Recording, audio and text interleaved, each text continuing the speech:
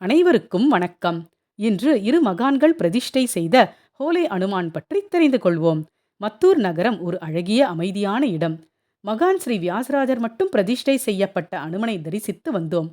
ஆனால் மகான் ஸ்ரீ பாதராஜரும் அவரின் சீடர் ஸ்ரீ வியாசராஜரோடு இணைந்து இக்கோயில் ஹோலே அனுமானை பிரதிஷ்டை செய்யப்பட்டதாக வரலாறுகள் தெரிவிக்கின்றன.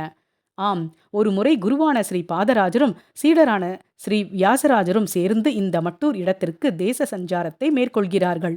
அப்போது இவ்விடத்தின் மகிமைகளை தெரிந்து கொண்ட இருவரும் மத்தூரில் அனுமானை பிரதிஷ்டை செய்ய முடிவு செய்தனர்.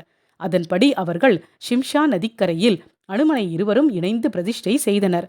மேலும் இவ்விருவரும் சேர்ந்து பிராண பிரதிஷ்டை செய்யப்பட்ட நாள் மிகவும் சிறப்பான நாளாக இருந்திருக்கிறது என்று வரலாறு கூறுகிறது.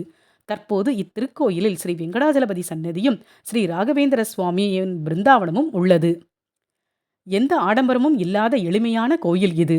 இதனால் பக்தர்கள் மன அமைதியுடன் இறைவனிடத்தில் பிரார்த்தனை செய்ய முடியும். மேலும் இந்த கோவில் ஆற்றின் கரையில் இருப்பதால் இந்த கோவிலை ஹோலே ஆஞ்சநேயர் கோயில் என்று அழைக்கப்படுகிறது. ஹோலே என்றால் கன்னடத்தில் நதி என்று பொருள்.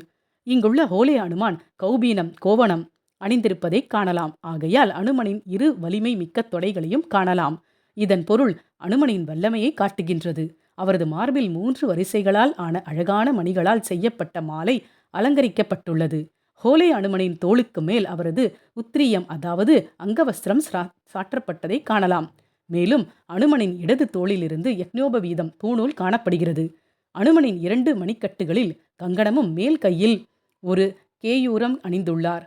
அவரது இடது கையில் சௌகந்திகா மலரை பிடித்திருக்கும் அழகான காட்சி. அனுமனின் வலது கையில் அபய முத்திரையை காட்டி பக்தர்களை ஆசீர்வதிக்கிறார்.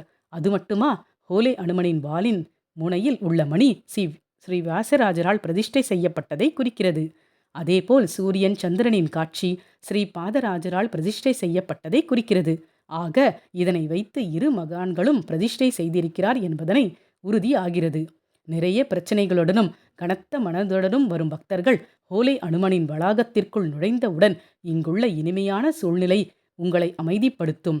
உங்கள் மனம் நிம்மதி அடைவதையும் எதையும் எதிர்கொள்ளும் தன்னம்பிக்கையும் பெற்றுத் தருவதையும் நீங்கள் நிச்சயமாக உணர்வீர்கள். ஜெய் ஸ்ரீராம். நன்றி. வாழ்க வளமுடன்.